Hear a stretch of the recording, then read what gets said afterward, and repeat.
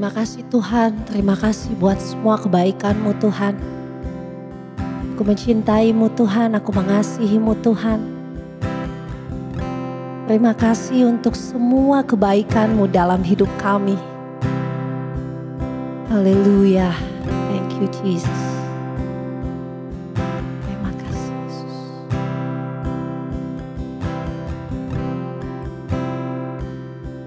I love you Lord, and I'll lift my voice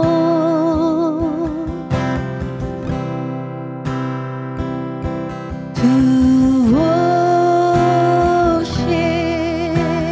you, oh my soul, rejoice, take joy, my King, in what you hear. Amen. Let it be a sweet, sweet sound in your ear. I love you, Lord. I love you, Lord, and I'll leave my voice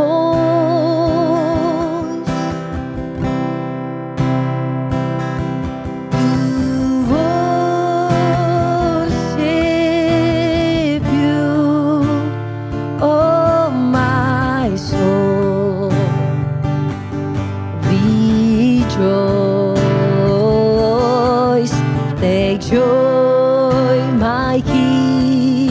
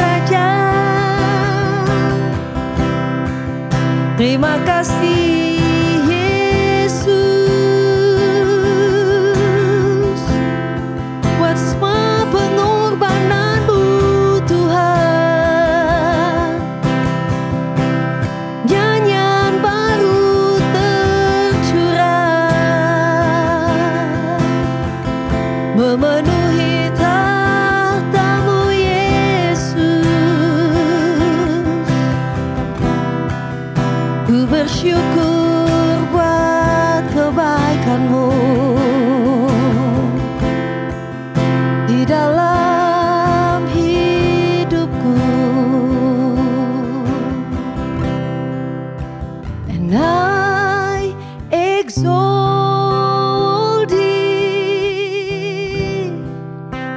and I exalt thee, and I exalt thee, oh Lord, and I exalt thee, and I exalt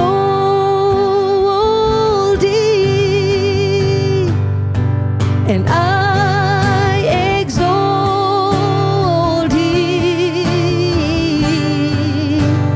oh Lord, I exalt thee, and I exalt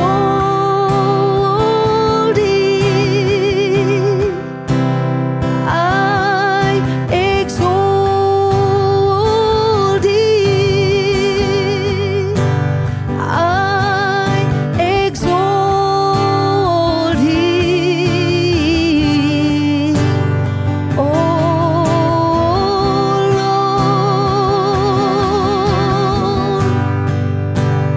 I exalt thee, and I exalt thee, I exalt thee, oh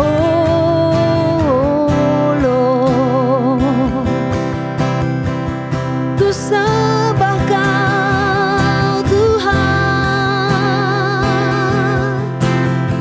di tempat-Mu yang maha kudus, kudus, kudus. Kami tinggikan nama-Mu Yesus, di dalam roh dan kebenaran. We exalt you, Jesus, my King. We exalt you, my Lord Jesus. Tiada yang seperti-Mu, Tuhan. Tiada yang seperti-Mu. We sing exalting, and I exalt thee, yes Lord, and I exalt thee, Jesus, and I exalt thee, oh Lord, I exalt you, Jesus, and I exalt thee, I exalt thee, and I exalt thee, oh Lord, yes, and I exalt thee, oh Lord, I exalt you, Jesus, and I exalt thee, oh Lord. Thank you, Jesus. Bagi saudara-saudara yang mengikuti ibadah ini secara online, tidak ada satupun yang berkurang sejauh kerinduan dan kehausan hati kita untuk mencari firman Tuhan. Saya masih tetap akan meneruskan apa yang menjadi tema kita di dalam beberapa minggu terakhir ini atau dalam bulan-bulan ini saudara-saudara tentang terhubung dengan firman. Dan khususnya kita membahas topik firman sebagai dasar ketaatan. Hari ini saya memilih untuk membagikan saudara-saudara satu kisah yang terambil dari Alkitab tentang bagaimana kita digerakkan oleh firman. Apa dibalik ketaatan seseorang, satu pribadi yang akhirnya membawa kepada satu pergerakan besar yang terjadi. Saudara-saudara, saya memegang satu komputer tablet yang pertama kali diperkenalkan tanggal 27 Januari 2010 oleh seorang bernama Steve Jobs. Dan sejak itu, Steve Jobs memang sudah dikenal banyak orang, tapi hanya orang tertentu. Tapi sejak waktu itu orang mulai membicarakan nama Steve Jobs karena inovasi-inovasi yang baru. Dan saya ingat 1 tahun sesudah itu ada seorang sahabat tamu yang datang dari Jakarta, kemudian membuka. Pertama kalinya saya melihat komputer tablet itu dia buka kayak buka halaman buku. Wah, saya terkagum-kagum dengan itu. Sekarang saudara, jutaan orang memakai barang ini. Ini sudah jadi satu pergerakan yang luar biasa. Dan kalau saya membaca sedikit dari kisah Steve Jobs, karir dia mulai dari dia adalah pendiri, pendamping dari Apple. Pernah dia sempat kemudian bergabung dengan perusahaan yang lain, kemudian dia balik lagi. Di dalam perjalanannya itu sesuatu yang tidak mulus, tapi dia nggak menyerah. Steve Jobs meninggal tahun 2011 dan semua orang membicarakan tentang orang ini, saudara-saudara. Nah, itu adalah seorang yang mungkin terakhir di generasi sepantaran saya mungkin lebih tertarik untuk melihat kisah Steve Jobs. Tapi bagaimana dengan apa yang ada di tengah-tengah bangsa kita, saudara-saudara? Saudara, kita kenal di zaman pergerakan nasional, saudara-saudara, mulai dari 1908 sampai 1945, saudara pernah mendengar tokoh-tokoh seperti nama Dr. Wahidin Sudirohusodo, Dr. Sutomo yang kemudian mendirikan satu organisasi modern di tahun 1908, 20 Mei, yaitu Budi Utomo. Itu menjadi kemudian diperingati sebagai Hari Kebangkitan Nasional. Nah, saudara-saudara, dari situ siapa sangka bahwa kemudian berkembang kita sekarang kehidupan kita sebagai bangsa Indonesia. Kita mengenal tokoh seperti Bung Karno, proklamator, Bung Hatta. Bukan cuma kita dengar tentang mereka adalah orang yang memproklamasikan kemerdekaan. Tapi kita tahu bahwa koperasi yang saat ini itu sangat menolong kita di Indonesia, masyarakat yang ada di pedesaan. Itu adalah pikir dari seorang yang bernama Bung Hatta. Dan kemudian hal-hal yang kecil kayak saudara sekarang tertolong di daerah-daerah pedesaan, tertolong dengan puskesmas. Tapi tidak bisa lepas dari seorang yang bernama Dr. Lemena, yang adalah penggagas. Yang konsepnya itu datang dari orang-orang, sampai hari ini kita masih membicarakan orang-orang. Nah, saudara, ketika saya masih remaja, saya membaca, papa saya seorang yang suka sekali baca buku, banyak buku dan tokoh-tokoh yang besar yang beliau bawa pulang di rumah. Dan salah satu yang saya baca itu adalah Bung Karno, biografi Bung Karno, terbitan tahun 60-an. Dan saya ingat persis bagaimana hal-hal yang jarang dibicarakan orang. Sisi-sisi kehidupan bapak bangsa ini. Bagaimana dia ketika dia mengalami kesendirian, kesunyian, di penjara, dipindah-pindah. Prosesnya tuh panjang. Orang cuma mengenal dia sebagai orator yang ulung.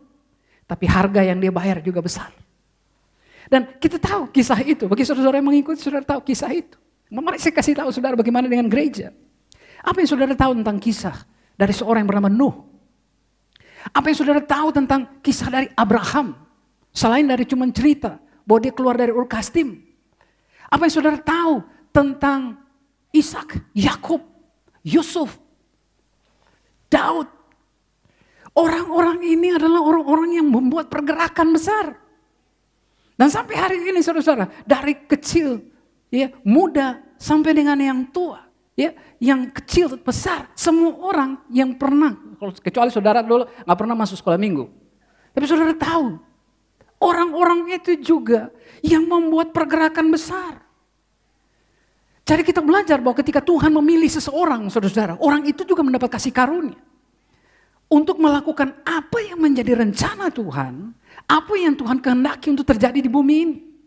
Dia memanggil seseorang dalam rencananya sehingga rencana tersebut jadi satu pergerakan, movement yang terjadi secara terus-menerus dari satu periode waktu ke periode waktu yang lain, bahkan dari satu generasi ke generasi yang lain. Bayangin, saudara. Dan ada satu pola yang terbentuk dari semua orang yang dipanggil dan dipilihnya, yaitu dimulai dengan Allah berfirman. Tuhan berbicara kepada mereka. Tuhan berbicara kepada Yusuf lewat mimpi. Tapi kemudian sesudah Allah berbicara, hal yang kedua adalah masuk dalam proses. Fase proses adalah fase pengujian. Yusuf waktu menceritakan mimpinya, itu gratis. Dia dengan bangga ceritain itu. Tapi karena dia menceritakan itu, dia dibenci sama saudara-saudara. Kemudian dijual. Yakub merasa dia terhilang, tapi dia bukan hilang, bukan dia dimakan binatang buas. Seperti cerita yang dikarang oleh saudara-saudaranya. Dia dijual sebagai budak. Dia bekerja di tempat orang. Juga sebagai pelayan di rumah Potifar. Difitnah, masuk penjara. Dikadalin. Itu prosesnya. Siapa sangka bahwa dia menjadi salah satu faktor penentu dalam perjalanan bangsa. Satu bangsa yang besar. Fase proses. Di fase inilah orang bisa berhasil, bisa juga gagal. Baru yang kemudian yang ketiga adalah dia menerima hasil. Saudara, keberhasilannya ditentukan oleh dua kata kunci, saudara. Taat dan tidak taat. Cuma itu aja. Ketika orang bisa mendengar firman Tuhan, kehendak Tuhan dinyatakan. Di dalam proses, bisa saja dia gugur. Ataupun pada saat mendengar, dia memilih tidak percaya. Bisa. Cuma dua hal. Taat dan tidak taat. Nah, dalam topik kali ini, saudara, firman adalah dasar ketaatan. Mulai minggu ini kita akan mulai mempelajari ketaatan para tokoh Alkitab yang Tuhan pilih untuk melakukan kehendaknya di bumi. Dan mulai dari minggu ini kita belajar dari tokoh yang pertama, yaitu Abraham. Saya ajak saudara melihat Ibrani 11 ayat 8. Ibrani 11 ayat 8. Dikatakan di sana, karena iman Abraham taat ketika ia dipanggil untuk berangkat ke negeri yang akan diterimanya menjadi milik pusakanya. Lalu ia berangkat dengan tidak mengetahui tempat yang ia tujui. Oke, saudara-saudara, bagaimana mungkin ada seorang yang bisa melakukan perjalanan tanpa tahu tujuannya? Hari ini saudara-saudara, Anda gak akan naik pesawat tanpa tahu lebih dulu tujuannya kemana. Saudara gak beli tiket kapal sebelum tahu mau pergi kemana. Saudara gak akan keluar, misalnya apapun yang alat transportasi yang saudara pakai, saudara gak akan naik mobil tanpa tahu tujuannya tuh kemana. Saudara nggak pesan apa Grab atau Gokar dan sebagainya. Saudara nggak pesan sebelum saudara tahu tujuannya kemana. Tapi hal yang istimewa dari tokoh ini, Abraham ini, Alkitab memang mencatat bahwa ada pribadi yang berangkat dengan tidak mengetahui tempat yang ia tujui. Ibrani 11 ayat 8 jelas menyatakan karena iman Abraham taat. Mari kita lihat kisah perjalanan Abraham dari Kejadian 12 ayat 1 sampai dengan ayat yang kelima.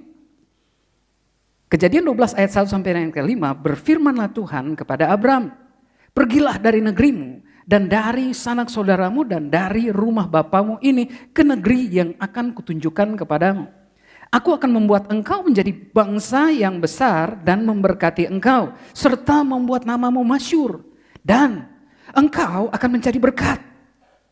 Aku akan memberkati orang-orang yang memberkati engkau dan mengutuk orang-orang yang mengutuk engkau. Dan olehmu semua kaum di muka bumi akan mendapat berkat. Lalu pergilah Abraham seperti yang difirmankan Tuhan kepadanya. Dan Lot pun ikut bersama-sama dengan dia. Abram berumur 75 tahun ketika ia berangkat dari Haran. Abram membawa Sarai istrinya dan Lot anak saudaranya. Dan segala harta benda yang didapat mereka dan orang-orang yang diperoleh mereka di Haran. Mereka berangkat ke tanah Kanaan. lalu sampai di situ.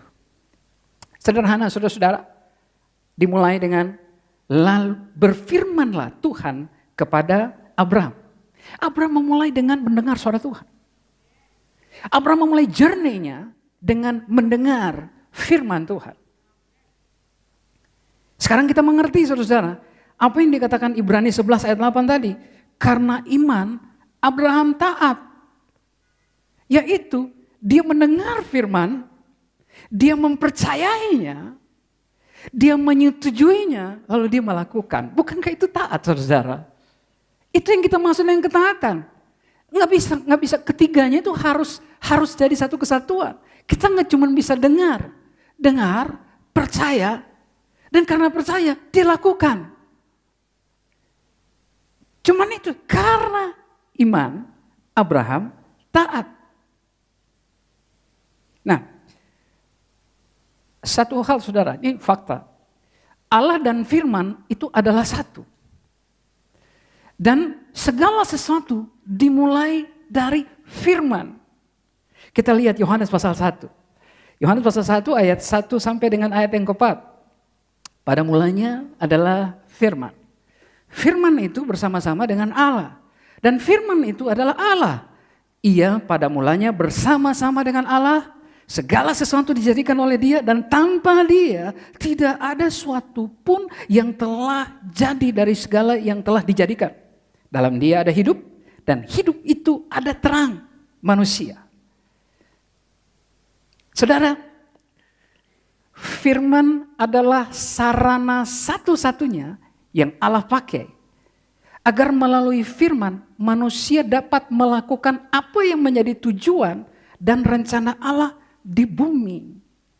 Jadi gini saudara-saudara, orang yang bergaul dengan firman Tuhan sebenarnya sedang mengisi daya tahan perjalanan hidupnya setiap hari.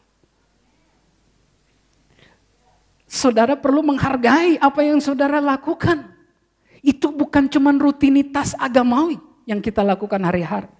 Jadi waktu kita campaign Bible every day, tiap hari firman Tuhan. Tanpa sadar saudara semakin saudara bergaul dengan firman, saudara menerima firman Tuhan, mendengar firman Tuhan, mempercayai dan melakukannya. Saudara sedang mengisi daya tahan perjalanan hidup. Kenapa? Karena firman Tuhan bicara tentang kebenaran-kebenaran yang memerdekakan kita.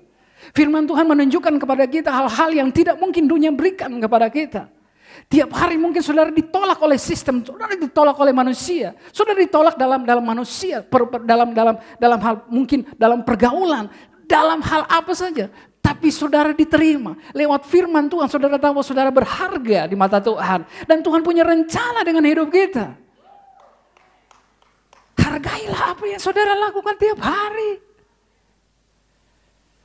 Bible every day. Seperti itu. Jadi saudara mesti punya satu kesadaran bahwa tiap saat waktu saya bergaul dengan firman, Tuhan bisa berbicara lewat apa saja. Tapi waktu saya mendengar firman Tuhan, merenungkannya, menyimpannya dan melakukannya, saudara sedang memperkuat perjalanan hidup saudara. Abraham mendengar Allah berfirman. Isi firman itu adalah benih pergerakan saudara. Isi firman itu adalah benih pergerakan. Movement. Aku akan memberkati engkau supaya engkau menjadi berkat bagi bangsa-bangsa. Atau engkau akan menjadi movement. Engkau akan menjadi pergerakan. Itulah makanya saya bilang mau tiap hari waktu saudara bergaul dengan firman, Bible every day, saudara sedang mempersiapkan satu pergerakan dalam hidup kita, dalam keluarga kita, bahkan di tengah-tengah gereja, kota, bangsa kita. Itu yang sedang kita hidupi. Dan respon Abraham adalah, lalu pergilah Abraham. Seperti yang difirmankan Tuhan kepadanya. Kok saya pakai kata ini? Lalu bergeraklah Abraham. Pergerakan ini dimulai dengan Abraham mendengar firman. Lalu dia bergerak seperti yang dikatakan firman Tuhan. Dan seperti apa yang dikatakan Tuhan itu ada satu hal saudara. Ketaatan mutlak Abraham bukan merupakan sesuatu yang biasa. Itu sesuatu yang tidak biasa, saudara-saudara. Kenapa, saudara-saudara? Abraham mendengar suara Tuhan tanpa ada catatan sebelumnya bahwa dia mengenal Allah, Yahweh. Beda dengan Nuh. Kalau Nuh saudara tahu bahwa dia seorang yang saleh hidup. Abraham tidak ada catatan. Bahkan ada beberapa referensi yang menuliskan tentang dia ada dari kampung yang sebenarnya adalah penyembah berhala. Jadi ketaatan mutlak Abraham ini sesuatu yang tidak lazim. Ya, meninggalkan segala sesuatu seperti yang diperintahkan Tuhan tanpa mempertanyakannya. Itu sesuatu yang tidak lazim. Ketaatannya menuntun dia sampai ke Haran dan tujuan akhir tanah Kanaan. Saudara, mari kita coba refleksi sebentar bagaimana ketaatan saya dan saudara-saudara terhadap setiap firman Tuhan yang datang. Ingat bahwa Tuhan bisa berbicara lewat apa saja. Jangan-jangan saudara sedang menuntut Tuhan berbicara seperti kayak Tuhan berbicara kepada Musa.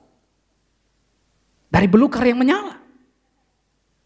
Tuhan bisa bicara lewat berbagai hal, lewat keadaan yang saudara sedang hadapi. Situasi yang sedang saudara, Tuhan bisa berbicara lewat itu. Tuhan bisa berbicara lewat firman Tuhan atau doa saudara mendapatkan rema. Banyak hal Tuhan bisa berbicara lewat berbagai hal. Pertanyaannya begini, bagaimana respon kita?